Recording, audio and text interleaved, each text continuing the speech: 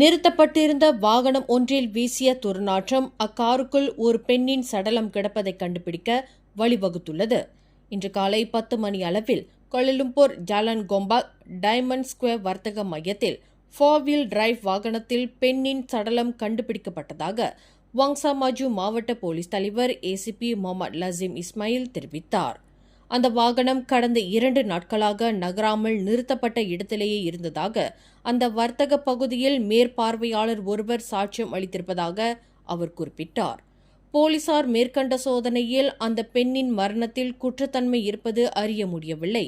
எனினும் சடலம் கோலாலம்பூர் பெரிய மருத்துவமனையின் சவக்கிடங்கிற்கு கொண்டு செல்லப்பட்டுள்ளது. அந்த பெண்ணின் உடலில் நடத்தப்படும் சோதனைக்கு பிறகே மரணத்திற்கான காரணத்தை கண்டறிய முடியும் என ACP முகமது லசீம் தெரிவித்தார்.